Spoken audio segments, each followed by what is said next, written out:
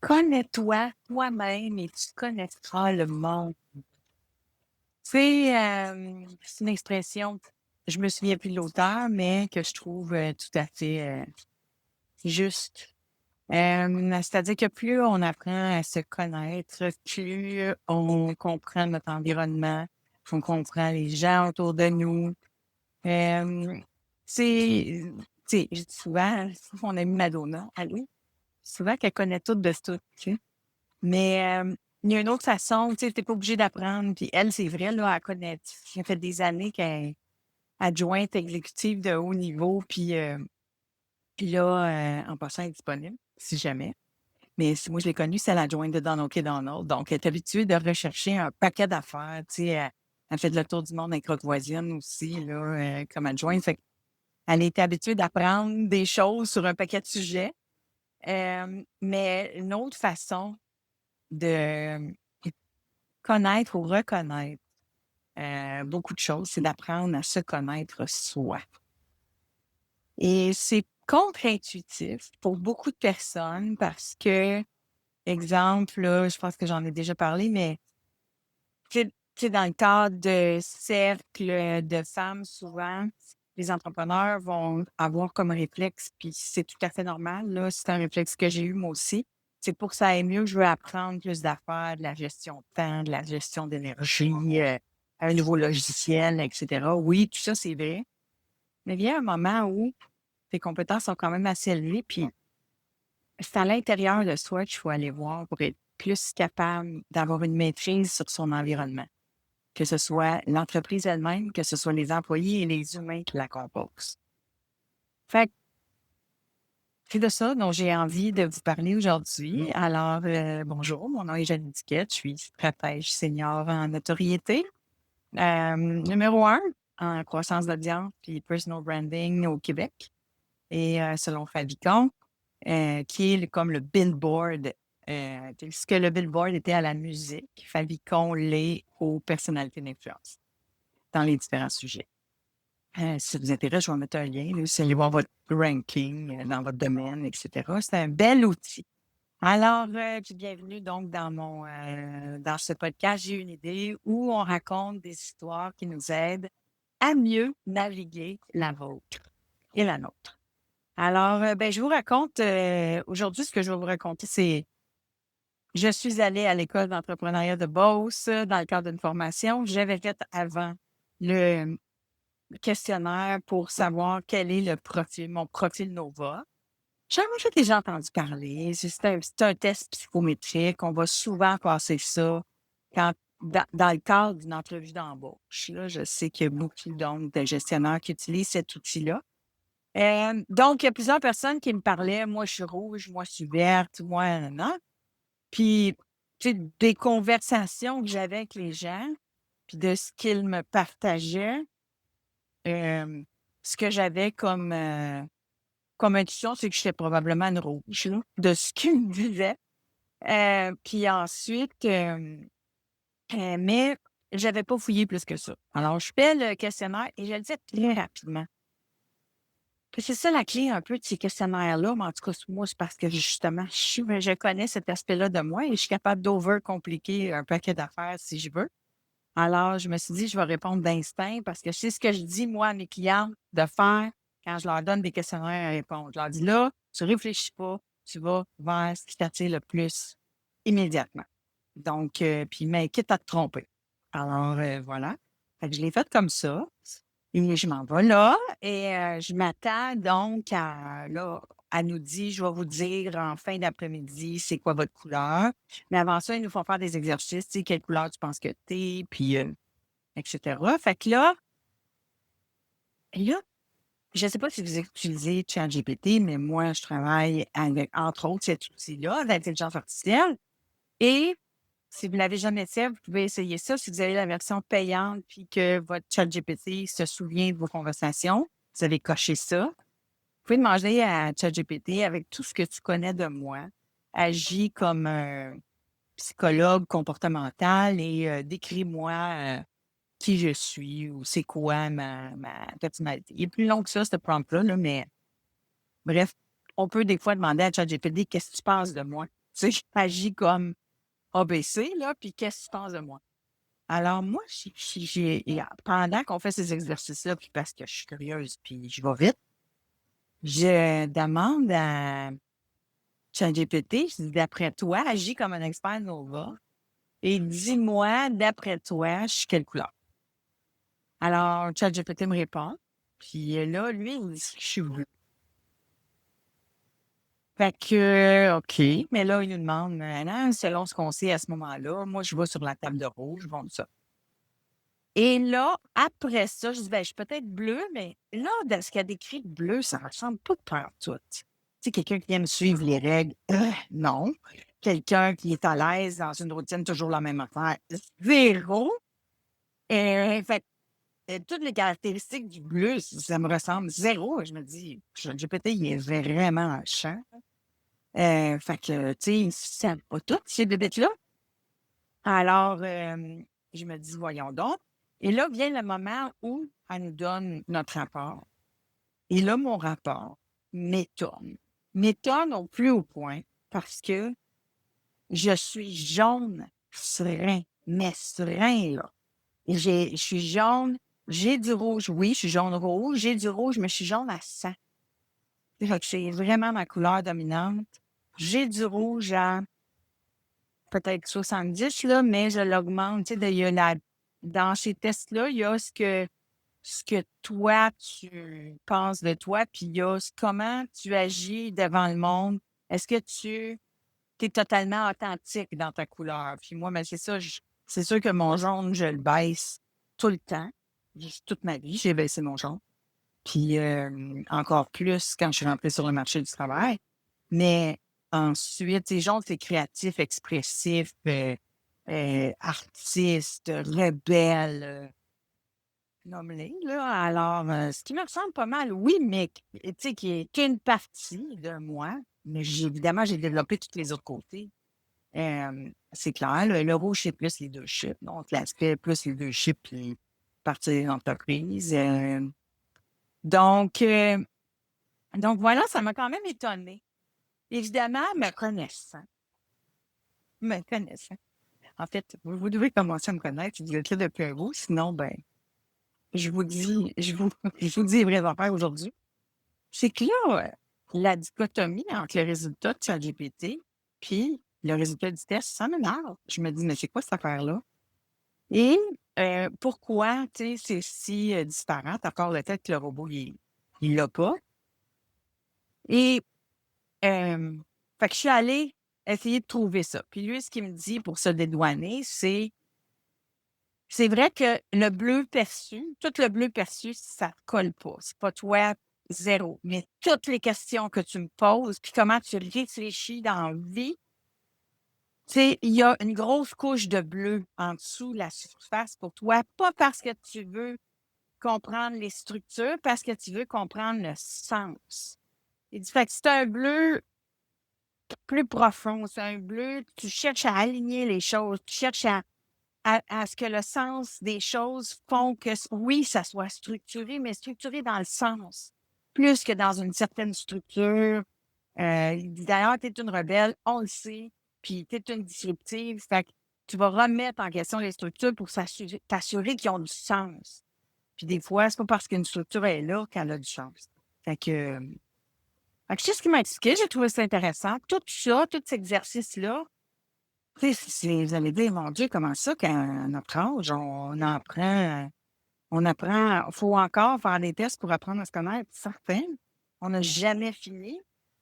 Si vous avez écouté l'épisode sur la neurodivergence, vous savez que j'ai appris ma neurodivergence, donc douance puis TDAH.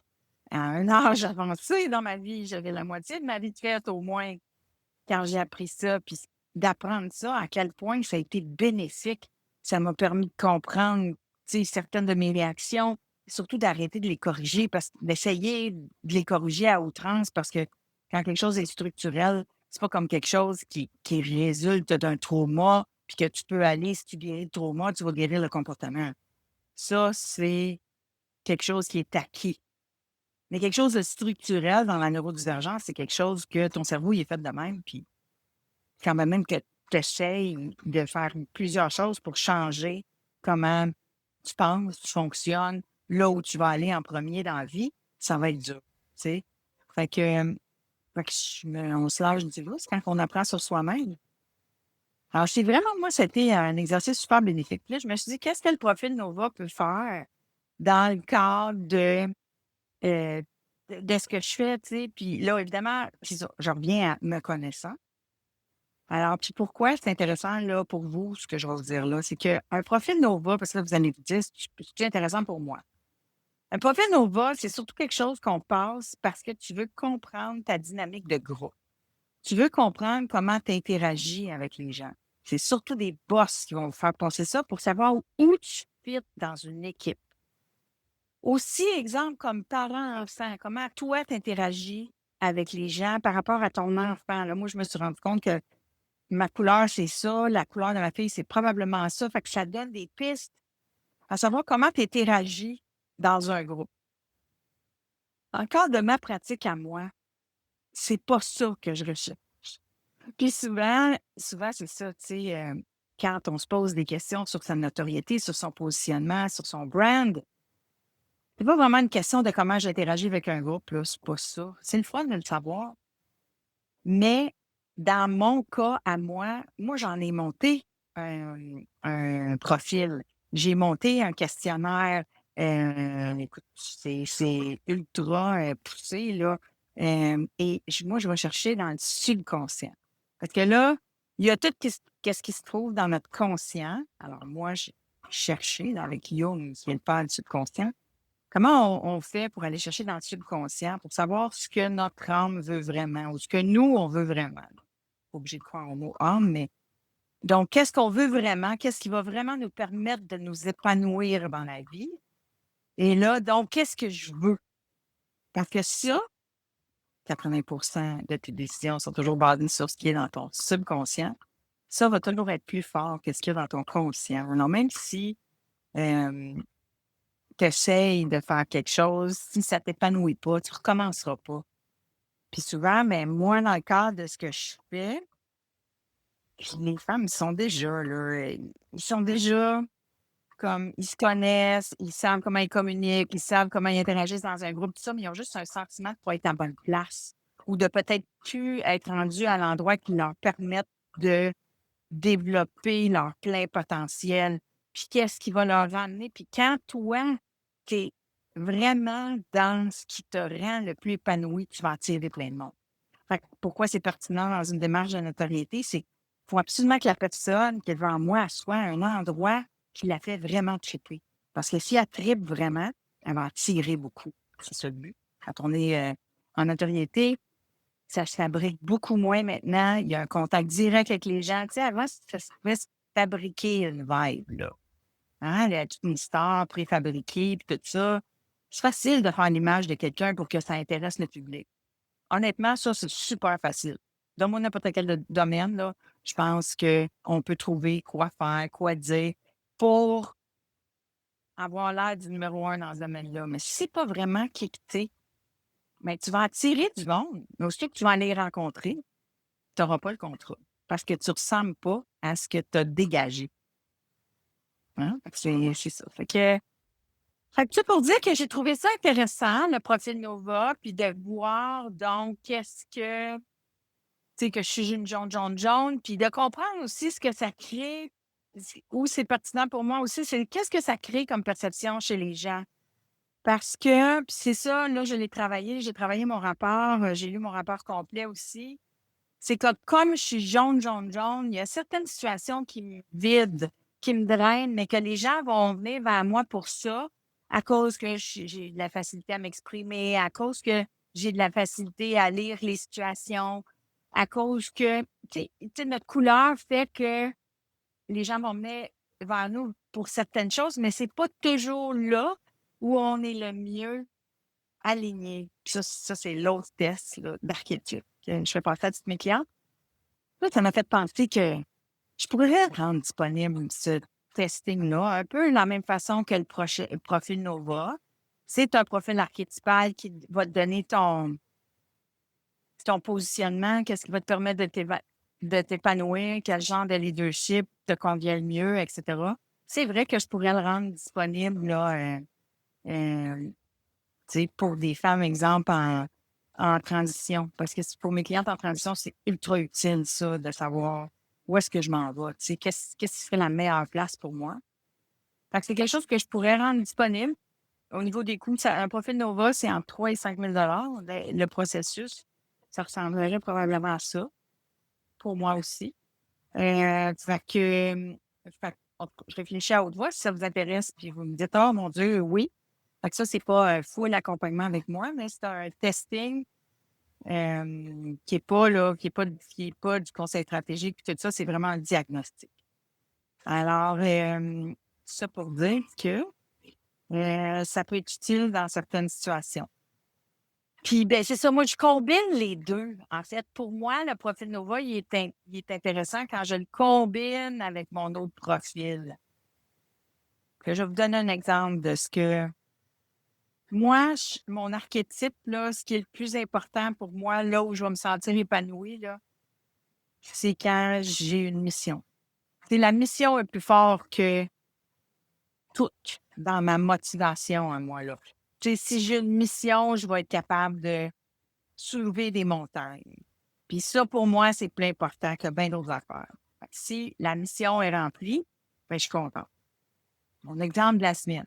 J'ai fait un post lundi sur, ça m'avait bien fâché la semaine passée, que Edith Blais, donc, qui est une fille qui a été retenue en otage en Afrique pendant 450 jours, elle a écrit un livre sur son histoire. Le livre est extrêmement populaire, ça s'appelle Le Sablier. Et elle a été dans un podcast il y a quelques semaines où on lui a demandé: Ah, wow, ça a bien été ton livre, t'en as vendu beaucoup. Elle dit: Oui, j'en ai vendu 100 000. Puis là, le gars du podcast, il dit: Ben, tu fais combien par livre? Fait qu'elle dit 3 $. Alors, suite à ça, elle a reçu plein de commentaires, la déferlante de commentaires négatifs. Tu utilises ton histoire pour faire de l'argent, tu monétises un traumatisme. Elle s'est fait beaucoup, beaucoup juger pour ça. Et là, moi, ça m'a tellement fâchée, là. Ça m'a tellement fâchée parce que c'est encore une fois, c'est l'équation femme-argent qui dérange les gens.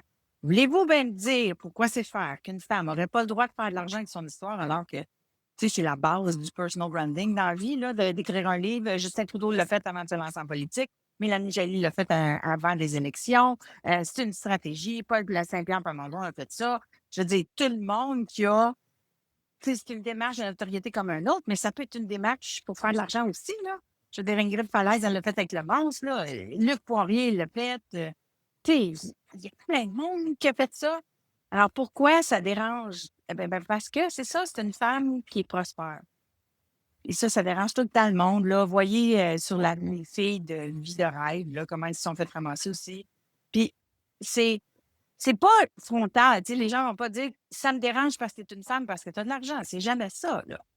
C'est toujours détourné. «Ça m'énerve parce qu'elle est habillée en bleu, ça m'énerve parce que si». Mais ce qui sous-tend la critique, c'est ça, là. La vraie base de ça, c'est qu'une femme qui a du pouvoir et qui a de l'argent, ça suscite la suspicion. Ça va jusqu'au ça ça existe dans notre inconscient collectif depuis la chasse aux sorcières.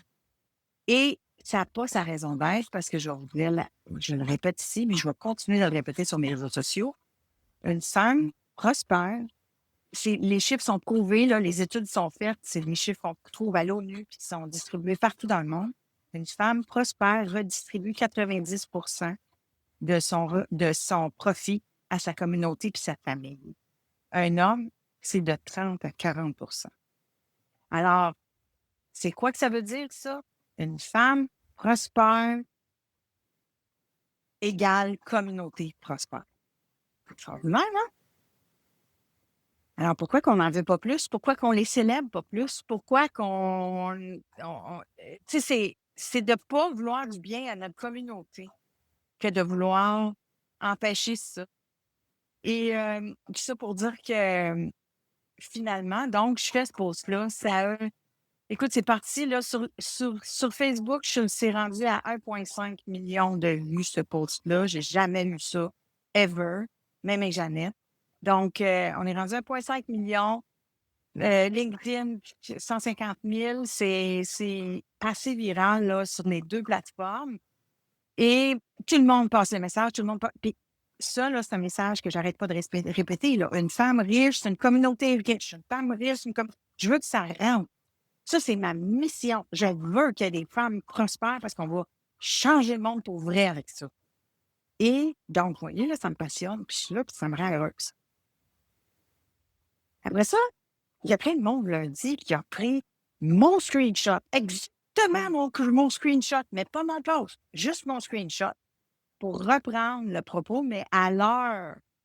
Alors, ça, c'est parce qu'il y a plusieurs logiciels qui vont permettre à des créateurs de contenu de dire voici, ça, c'est un post qui pogne en ce moment. Fait qu'écris sur ce sujet-là, ton post risque de pogner. OK, ça existe, là, ces logiciels-là. Fait que là, il y a plein de monde qui utilise probablement ces logiciels-là, qui ont repris, mais tu sais, à quelque part. C'est pour reprendre mon post, tu fais-toi un screenshot toi-même, là. Hein? Fait que là, il y en a plusieurs qui l'ont pris, puis qui n'ont pas cité ni mon post, ni mon nom, mais ils l'ont pris à leur nom. Puis ça a été effectivement super partagé par c'est du monde qui ont des gros followings. Fait que, et savez-vous quoi? Il y a plein de monde qui m'ont écrit, oh, genre, telle personne a repris ton message, telle personne a repris. Savez-vous quoi? Je m'en calisse. Ça me... Ben, savez-vous quoi? Je suis très heureuse de celles qui l'ont fait puis qui m'ont cité. Stéphanie Mété, merci. L'ami Archambault, merci.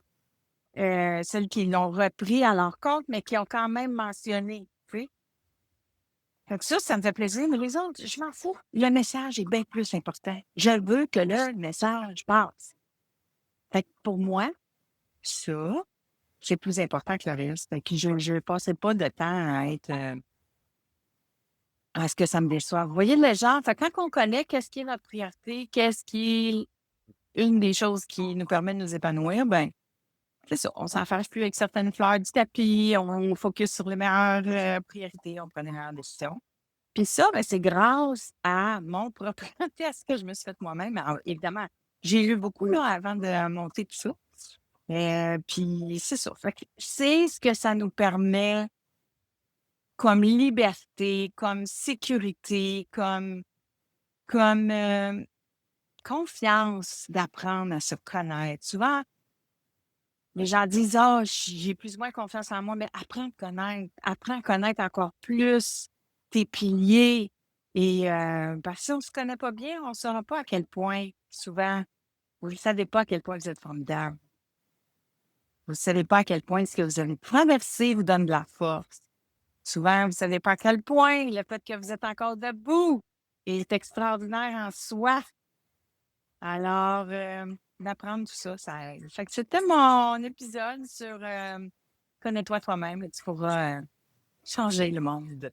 Et vous remarquez que c'est mercredi encore.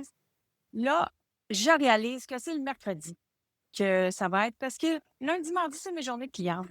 J'ai du monde toute la journée, je finis à 5 heures, je me rends pas. Tu sais, chaque heure, là, j'ai du monde. C'est plein. Tu sais, c'est plein quand c'est mes journées clientes. Fait que pour mon podcast, c'est beaucoup mieux le mercredi. Alors, on se revoit mercredi prochain. Je vous embrasse. Jeanne Étiquette, qui vous raconte des histoires qui nous aident à mieux naviguer la nôtre.